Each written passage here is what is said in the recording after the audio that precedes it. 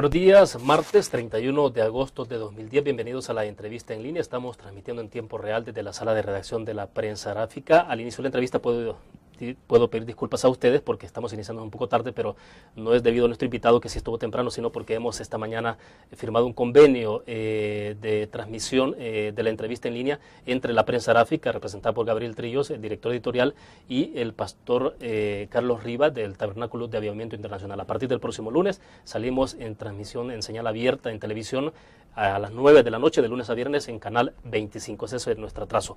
Pues bien, esta mañana queremos conversar sobre un tema que ha llenado de mucha preocupación, de congoja, también de condena a nivel mundial, y es sobre la masacre de los 72 inmigrantes en el paso hacia Estados Unidos en México, en el sector de Tamaulipas. Nuestro país reporta 13 compatriotas asesinados en esa masacre. Honduras está reportando hace poco cerca de 21 personas también que estaban en el paso hacia Estados Unidos. Esta mañana conversamos en nuestra entrevista en línea con Juan José García, viceministro de Relaciones Exteriores de nuestro país. Viceministro, es un gusto. Buenos días y disculpas del caso. No, muchas gracias. Y muchas gracias por la excusa, ¿no? Le agradezco, William, la oportunidad de compartir con nuestros cibernautas la información que tenemos disponible hasta este día. Perfecto, viceministro. Para comenzar entonces, ¿el número de personas, de salvadoreños asesinados en Tamaulipas se mantiene en 13 o ese número es posible que varíe? Bueno, hasta este momento, hasta el día de ayer por la tarde, el número se mantenía en 13 salvadoreños.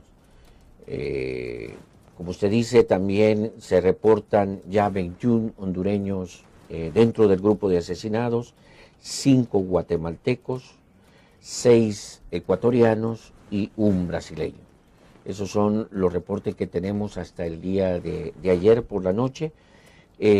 Como digo, es muy probable, bastante probable, que el número de salvadoreños aumente, víctimas de esta masacre, pero todavía faltan pues pruebas forenses que permitan la plena identificación de este grupo que no portaba ningún documento de identidad. Claro, viceministro, ¿tienen algunos indicios para presumir de que pueden haber más salvadoreños, lamentablemente? Muy probablemente, es decir, guardando las reservas y teniendo en cuenta los niveles de proporcionalidad, tenemos altas probabilidades precisamente de que el número de salvadoreños aumente.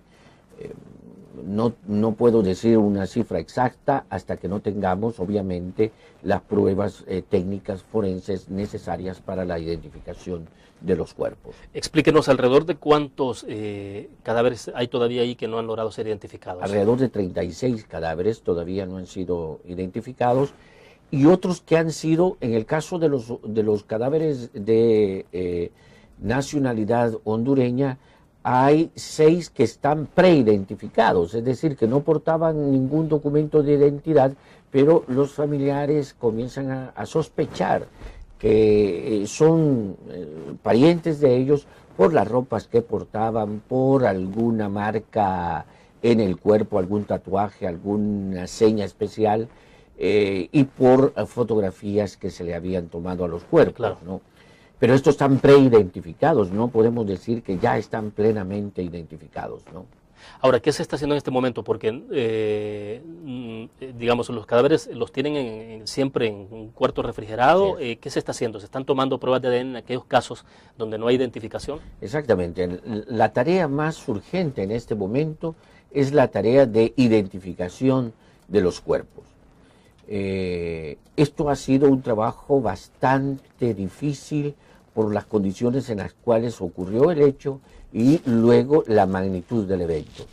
Se sospecha que la masacre ocurrió a tempranas horas del domingo pasado, ¿no? Fue hasta el día martes en la noche que la policía y el ejército logró entrar al rancho donde se encontraban los cadáveres. Estos fueron levantados forensemente el día jueves de la semana pasada, por lo tanto podemos concluir de que los cuerpos se encontraban ya en un estado avanzado de descomposición que está haciendo el trabajo forense mucho más difícil. No tanto por las altas temperaturas del lugar como por las condiciones mismas del rancho en donde se encontraban. Además de eso, el ambiente de inseguridad que todos conocemos vive el estado de Tamaulipas y concretamente la zona donde ocurrió el hecho, volvió todavía más difícil la situación. Y en tercer lugar, creo que las capacidades del Estado, las capacidades técnicas y los recursos del Estado, pues no fueron suficientes como para poder hacer un levantamiento forense adecuado, porque la magnitud del evento sobrepasó las propias capacidades del Estado de Tamaulipas en este orden, ¿no? Entonces, este ambiente y dijéramos, contexto en el cual se hace el levantamiento forense, pues ha dado como resultado una serie de dificultades para la plena identificación de los cadáveres. Perfecto, vamos a nuestra primera pausa comercial, regresamos con más de la entrevista en línea.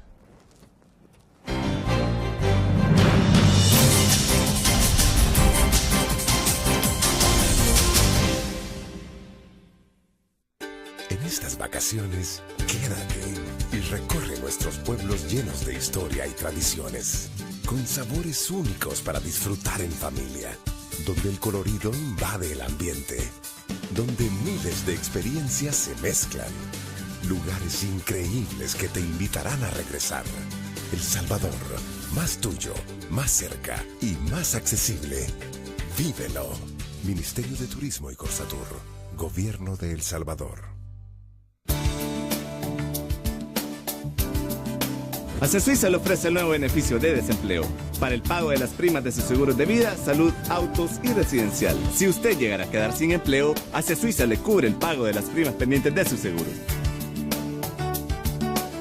Porque soy previsor, tengo toda la protección y respaldo cuando más lo necesito. Acesuiza asegura su tranquilidad.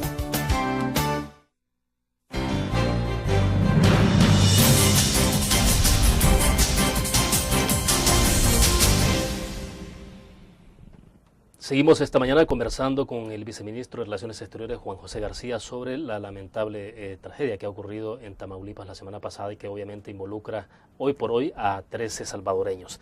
Viceministro, quiero leerle rápidamente algunos comentarios o preguntas que nos llegan a través del chat.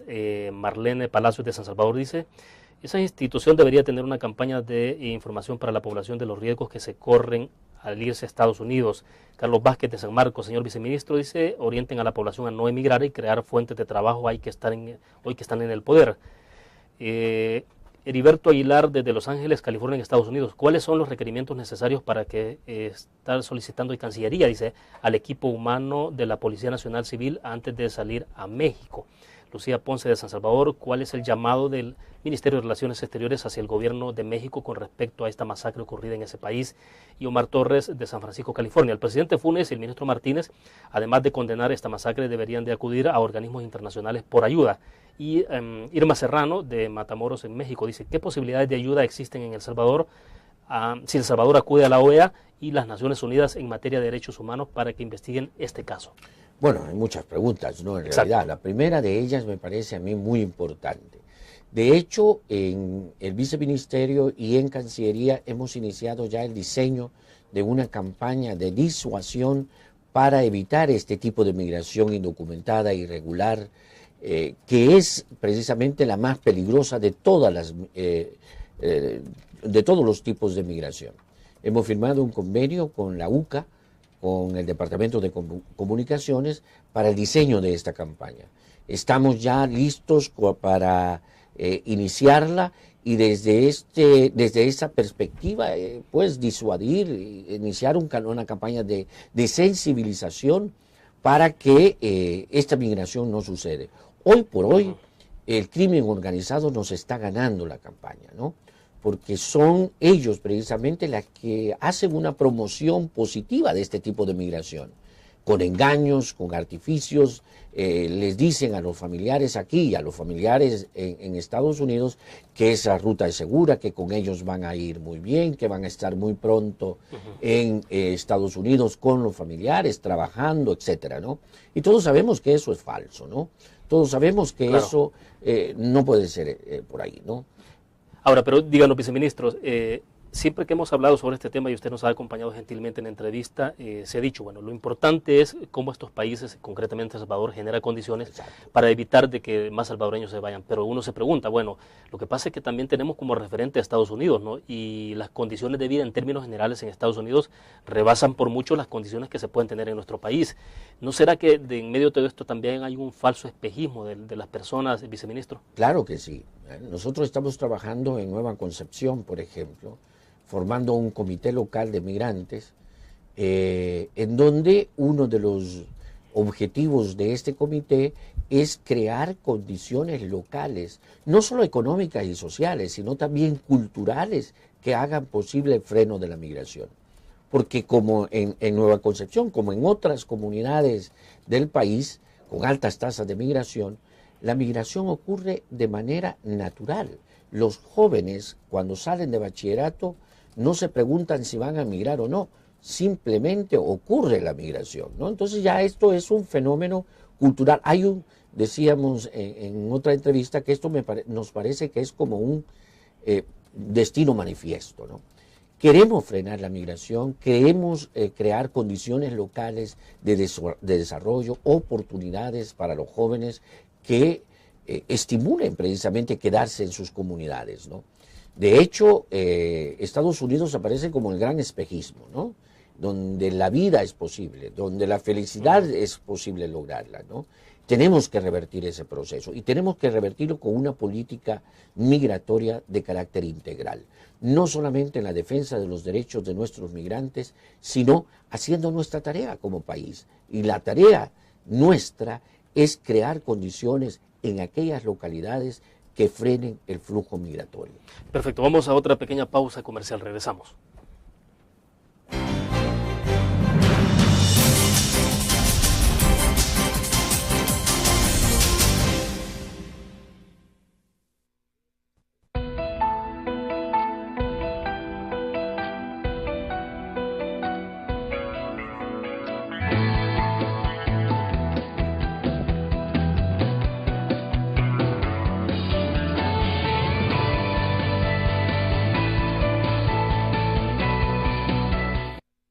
¿Sabías que cada bolsa plástica que tiras a la calle demora más de 400 años en deshacerse? Y si no paramos ahora, el plástico terminará por asfixiarnos. Por eso, el azúcar salvadoreña ha cambiado todos sus empaques por plásticos OXO biodegradables que solo demoran 5 años en deshacerse. Una iniciativa para beneficio de nuestro medio ambiente y de todos los salvadoreños.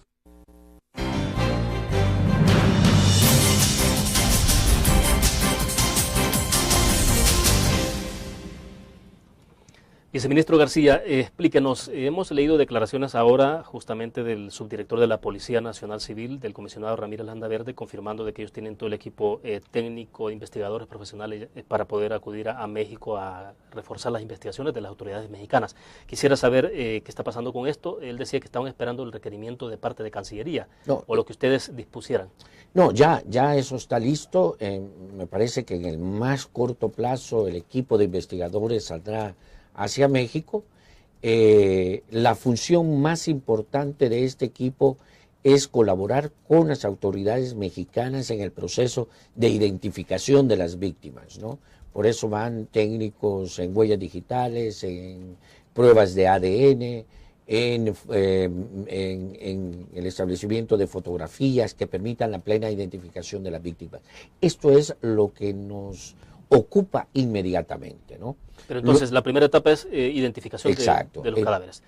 Después vendrá la repatriación de los cadáveres ya identificados, la entrega a sus familiares de estos cuerpos para darle ya una cristiana sepultura, ¿no? Y posteriormente, como se lo propuso el presidente Funes al presidente Calderón, pues poner a disposición algunos recursos modestos del gobierno de El Salvador para cooperar en las investigaciones de este hecho. Creemos que esto es muy importante, esto de las investigaciones, porque para todos, no solamente para México, sino para los países de origen de estos migrantes, el que este hecho no quede impune será un signo muy importante de que estos países están responsablemente combatiendo el tráfico ilícito de personas y los cárteles de la droga. Y justamente, viceministro, la preocupación de los cibernautas que nos escriben a través del chat es justamente sobre eso. Pues, por ejemplo, Patricio Melara de Brownsville, en Texas, dice: ¿qué tipo de coordinación existe entre los gobiernos para investigar este caso a fondo y llevar a los culpables a la cárcel? Obviamente que en el fondo, en esencia, todo lo que está esto en manos de, o más bien, la responsabilidad de todo esto está en manos del gobierno mexicano, ¿no? Pero localmente se puede hacer algo. Claro que sí, ¿no? El hecho de que el gobierno de México haya recibido con mucha aceptación, que nos haya recibido con entusiasmo en la cooperación de la PNC en El Salvador, demuestra precisamente de que de este hecho o salimos todos o no sale nadie, William. Esa es la gran lección que nos deja. ¿Así de grave? Así de grave es la situación, ¿no? Los cárteles de la droga, de armas, del tráfico de armas y del tráfico ilegal de personas son organizaciones criminales transnacionales que no respetan fronteras, ¿no? Por lo tanto, entonces, debemos de formar un frente regional que involucre tanto a los países de destino, como Estados Unidos, los países en tránsito, como México, y los países de origen de la migración, como un bloque para enfrentar este desafío nuevo, con nuevas herramientas, con nuevas ideas, con nuevos recursos en realidad. Porque lo que ha pasado con este hecho es que ha rebasado cualquier capacidad estatal, ¿no? Solo juntos, como bloque, de una manera regional y responsable, vamos a salir de estos graves problemas de la migración indocumentada que hoy por hoy el crimen organizado se la ha tomado. Bueno, otras preguntas, viceministro. Gemma Esmeralda Canales de Nueva San Salvador dice: ¿qué planes gubernamentales tienen contemplado el gobierno del FMLN para erradicar, disminuir, dice, la inmigración ilegal hacia Estados Unidos a través de México? Julieta Hernández de San Salvador: ¿qué posibilidades existen de parte de El Salvador para que soliciten ayuda al FBI para que colabore con la Policía Nacional Civil para capturar a los homicidas? Bueno, en realidad el canciller Martínez lo ha dicho en múltiples ocasiones, y la última en la apertura de nuestra sede consular de protección en Acayucan, Veracruz, lo ha dicho, que estamos ante una propuesta migratoria de carácter integral, en donde el desarrollo económico y social de las comunidades expulsoras, el desarrollo el crecimiento de las oportunidades de vida de la población es el único y más eficaz muro para detener la migración. Estamos convencidos de que el muro en la frontera sur de Estados Unidos y estos actos de terror no van a detener el flujo migratorio, lo van a transformar. La naturaleza va a ser distinta, pero no lo va a detener. Lo único que podrá detener el flujo migratorio es que los jóvenes sientan que en sus comunidades hay opciones de vida, hay opciones para ser feliz, hay opciones para su desarrollo, y eso lo tenemos que ir construyendo todos en este país. Perfecto, vamos a otra pequeña pausa comercial, ya regresamos con más de la entrevista en línea.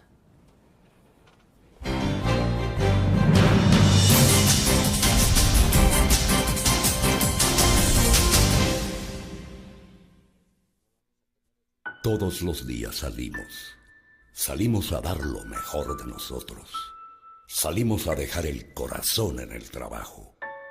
Cuando hay adversidad, salimos. Cuando no sale el sol, salimos. Así somos los salvadoreños. Ponemos el alma en todo lo que hacemos. Y esta vez también saldremos. Porque saliendo a trabajar es que se sale adelante. Learn. La revista más innovadora y moderna de todos los tiempos.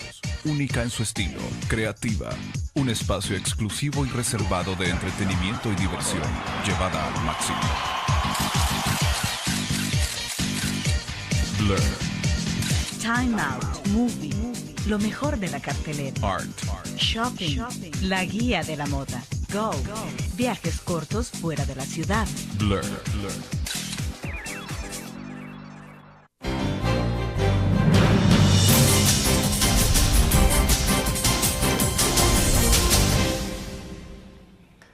Bueno, tenemos más preguntas y opiniones que nos siguen llegando a través del chat ante esta situación. Daniel Cáceres dice de Ciudad del Sauce en la Unión. Por favor, dice, le exigimos a nuestro gobierno que exija más respeto a la vida de nuestros connacionales.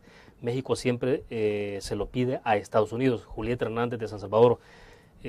Bueno, ya era lo que tenía que ver con el FBI. Y sobre esta pregunta puntual que se hace, viceministro, ¿se puede exigir más respeto para la vida de los connacionales a México? Es decir, ¿qué es lo que se puede hacer? Eso yo entiendo que ya se ha hecho, pues, pero esta situación ha rebasado todos los límites. Nosotros estamos muy claros de la voluntad política del gobierno de México de frenar estos abusos, de frenar esta violencia, de ponerle un alto a la violación flagrante de los derechos de los migrantes en tránsito. Lo que sucede es que evidentemente hay deficiencias en las investigaciones, hay deficiencias en algunos casos en las autoridades, pero si existe voluntad se puede frenar. Yo quiero poner el caso de Chiapas, del estado de Chiapas, que me parece a mí emblemático, ¿no? El gobernador Juan Sabines propuso en el gobierno del estado de Chiapas que el tema migratorio fuese un eje transversal en toda su política estatal. Y creó una serie de instituciones que han frenado la violación de los derechos humanos de la población migrante, hasta reducir del total de violación de derechos humanos en el sur de México hasta un 4%. ¿no? Eso demuestra que cuando hay voluntad política, cuando hay instancias comprometidas con el combate a estas bandas criminales, estas bandas del crimen organizado, cuando hay cooperación entre el Estado federal y los estados locales, cuando también hay una cooperación del Estado de origen, en este caso El Salvador, es posible disminuir esta violencia, ¿no? Y el Estado de Chiapas lo está haciendo, ¿no? Ahí tenemos dos consulados, un consulado en Tapachula y el nuevo en Arriaga, que están trabajando de una manera armónica, coherente con los estados, con el estado de Chiapas. Y eso ha producido efectos muy positivos en este, ¿no? En Arriaga no tenemos noticia de que se haya habido un evento violento, a pesar de que ahí está la estación del tren que parte hacia Veracruz. Viceministro, esto que ha ocurrido puede poner en riesgo las buenas relaciones que ha habido entre los gobiernos de El Salvador y México. Yo creo que no, más bien los está estrechando, ¿no? Acordémonos que el presidente Funes le envió una nota al presidente Calderón en donde le solicita una reunión al más corto plazo. Se están cotejando agendas en este momento para que esta reunión se celebre al más corto plazo y poder entonces cooperar con la solución a esta grave problemática de la migración indocumentada. Creo que estos hechos no separan a los países, no separan a los gobiernos, y más bien produce un efecto contrario, los acercan más y les hace, dijéramos, establecer una relación más estrecha en base a la buena fe, ¿no? Y a la voluntad que se pueda expresar. Viceministro, los cibernautas siguen reclamando el hecho de que, dice, el país debería de trabajar no solo por la repatriación de los cadáveres, obviamente en este momento, sino en la captura de los asesinos y que estos se sometan a la justicia. Pero, entonces, ustedes pueden contribuir, como ya lo van a hacer en este momento, enviando investigadores, gente que ayude para el proceso de identificación de cadáveres, pero en la fase posterior, que tiene que ver con investigación del hecho en sí, eso va a quedar en manos exclusivamente de las autoridades mexicanas. Bueno, sí, son las autoridades mexicanas por la jurisdicción donde ocurrieron los hechos las responsables de realizar toda la expertise de la investigación. Son ellos los que están destinados a realizarlo. Lo que nosotros le hemos propuesto es una modesta puesta a disposición de recursos para que México pueda decirnos, mire, nosotros necesitamos que nos cooperen en prácticas judiciales específicas, ¿no? Como recopilación de algunas huellas, dijéramos lo que está haciendo ya la Policía Nacional Civil, de investigar localmente esta red de traficantes de personas, ¿no?, que permitan precisamente cooperar con información de inteligencia policial hacia las autoridades mexicanas. Y explíquenos, ¿localmente es posible indagar sobre los traficantes, sobre los coyotes? Porque bueno, las 13 víctimas, obviamente sus familiares, contactaron a la persona que ha llevado a estas personas que fallecieron allá en Tamaulipas. ¿Es posible que buscar esas líneas de investigación por ahí? Claro, el ministro Melgar de Justicia y Seguridad decía ayer que ya se ha abierto un expediente para la búsqueda y de esta red de traficantes locales, ¿no? Igualmente lo está haciendo la Fiscalía por su parte, una investigación de oficio para indagar más, capturar a algunos de los traficantes que contactaron aquí a las familias y a las personas para llevárselas hacia Estados Unidos. Bueno, perfecto. Vamos a nuestra última pausa comercial. Regresamos con la entrevista en línea.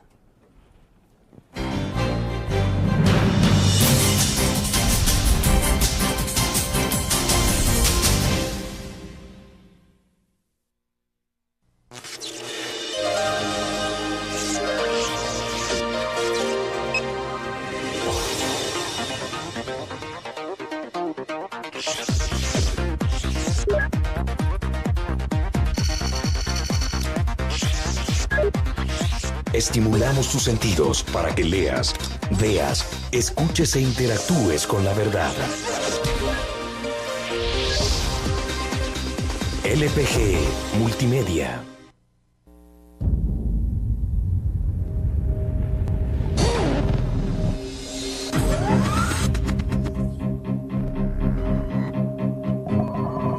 El inicio de una estrategia financiera desde los negocios y la actividad económica hacia toda Centroamérica. El Economista Regional, una revista especializada donde encuentras el panorama empresarial y los principales movimientos financieros. El Economista, el modelo regional de información económica.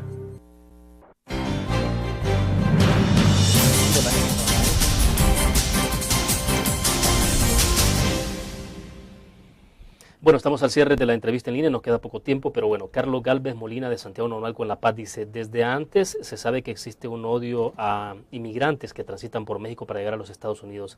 Él recomienda, dice, y se necesita más justicia y recomienda que acudan a Naciones Unidas, el viceministro. Evidentemente, ¿no? Pero esto de recurrir a instancias supranacionales, a organismos internacionales, tiene que llevar su proceso propio, ¿no? Primero hay que agotar las instancias locales, ¿no? Y cuando esas instancias locales no abordan con seriedad el tema, entonces sí se puede llevar hacia instancias internacionales, ¿no? En la actualidad no estamos en ese momento, tenemos una estrecha colaboración con el gobierno de México, estamos trabajando y cooperando con ellos y esperamos que muy pronto vamos a tener resultados sobre este caso, que escapa a cualquier lógica y a cualquier racionalidad. Uno no puede entender la irracionalidad con que actúan estos grupos, ¿no? Viceministro, para ir cerrando, hoy por hoy usted no ve que se vaya a detener esto, es decir, con lo que ha ocurrido, con esta masacre, algo que bueno no había ocurrido nunca en la historia de las migraciones en América Latina, ¿usted cree que esto pueda frenar de alguna manera? Aunque usted hace un momento decía, quizás va a cambiar algunas modalidades, ¿qué implicará eso? Nuevas rutas, se va a volver más cara la migración, ya no van a ser $8,000, serán $15,000 a $20,000 lo que tendrá que pagar la gente. Así es, yo creo que coyunturalmente, en términos del corto plazo, vamos a tener una disminución del flujo de migrantes, ¿no? Producto del impacto emocional que ha tenido este hecho. Pero creo yo que no se va a detener absolutamente, ¿no? Este ya es un fenómeno estructural en la sociedad salvadoreña. Hemos venido funcionando con la migración desde hace mucho tiempo. Y lo que va a cambiar es la naturaleza del flujo migratorio irregular. Como usted decía, muy probablemente van a cambiar de ruta, van a ser otros actores los que van a intervenir ya en la migración. La migración sigue siendo atractiva, sigue siendo una actividad muy lucrativa para el crimen organizado. Por lo tanto, entonces no va a haber una disminución grande del flujo migratorio. Vamos a tener una disminución coyuntural, pero después van a recuperar los niveles normales este flujo migratorio. Perfecto, solo quiero cerrar con esta participación. Patricia Medina de la Ceiba en Honduras dice: Centroamérica debe ser más unida y trabajar en conjunto para que México respete la vida de los ciudadanos de otros países. Así es, completamente de acuerdo, ¿no? Como he dicho en varias oportunidades, este es un fenómeno regional y solamente regionalmente podemos enfrentar este reto. Ya hemos establecido líneas de cooperación con Guatemala, por ejemplo, ¿no? Con Guatemala inauguramos en Veracruz hace 2 semanas la Oficina Consular de Protección en Acayucan. Y estamos trabajando con Guatemala por una reforma migratoria en Estados Unidos, estamos trabajando en una red de protección consular fuerte, estamos entonces, al menos con Guatemala, trabajando muy de la mano en este esfuerzo. Bueno, entonces, solo para cerrar, ¿qué queda entonces de todo el proceso, lo que ustedes esperan, la identificación de los cadáveres, luego qué vendrá entonces? Bueno, después de identificar a los cadáveres con un nivel de exactitud esperable, vamos a iniciar el proceso de repatriación y aquí vamos a cooperar tanto el gobierno mexicano como el gobierno salvadoreño para realizar este esfuerzo e iniciar, bueno, ya se ha iniciado también el esfuerzo de investigar este atroz crimen. Creo que este es el gran reto, este crimen no debe de quedar impune, debe de dar resultados en el corto plazo para que estos hechos tengan la característica de no volverse a repetir. Perfecto, se nos agotó el tiempo, viceministro, le agradecemos infinitamente, muy amable. A usted, William, muy amable. Bien, terminamos la entrevista en línea, nos vemos mañana a las 8:15 de la mañana. Buenos días.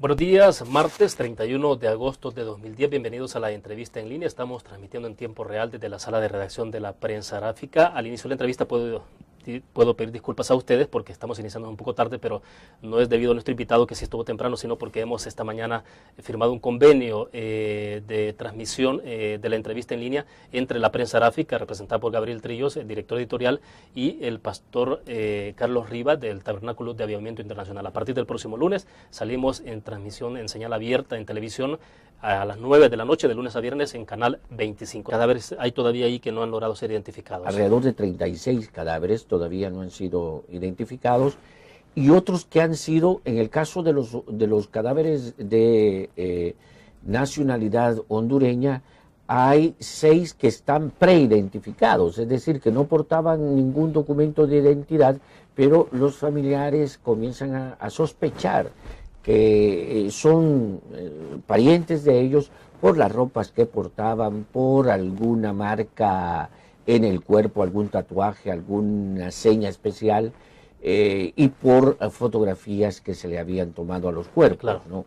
Pero estos están preidentificados, no podemos decir que ya están plenamente víctimas de esta masacre, pero todavía faltan pues pruebas forenses que permitan la plena identificación de este grupo que no portaba ningún documento de identidad. Claro, viceministro, ¿tienen algunos indicios para presumir de que pueden haber más salvadoreños, lamentablemente? Muy probablemente, es decir, guardando las reservas y teniendo en cuenta los niveles de proporcionalidad, tenemos altas probabilidades precisamente de que el número de salvadoreños aumente.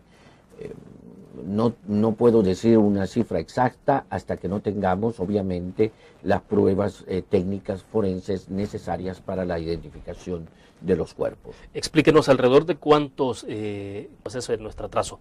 Pues bien, esta mañana queremos conversar sobre un tema que ha llenado de mucha preocupación, de congoja, también de condena a nivel mundial, y es sobre la masacre de los 72 inmigrantes en el paso hacia Estados Unidos en México, en el sector de Tamaulipas. Nuestro país reporta 13 compatriotas asesinados en esa masacre. Honduras está reportando hace poco cerca de 21 personas también que estaban en el paso hacia Estados Unidos. Esta mañana conversamos en nuestra entrevista en línea con Juan José García, viceministro de Relaciones Exteriores de nuestro país. Viceministro, es un gusto. Buenos días y disculpas del caso. No, muchas gracias y muchas gracias por la excusa, ¿no? Le agradezco, William, la oportunidad de compartir con nuestros cibernautas la información que tenemos disponible hasta este día. Perfecto, viceministro. Para comenzar entonces, ¿el número de personas, de salvadoreños asesinados en Tamaulipas se mantiene en 13 o ese número es posible que varíe? Bueno, hasta este momento, hasta el día de ayer por la tarde, el número se mantenía en 13 salvadoreños. Como usted dice, también se reportan ya 21 hondureños dentro del grupo de asesinados, 5 guatemaltecos, 6 ecuatorianos y un brasileño. Esos son los reportes que tenemos hasta el día de ayer por la noche. Como digo, es muy probable, bastante probable, que el número de salvadoreños aumente.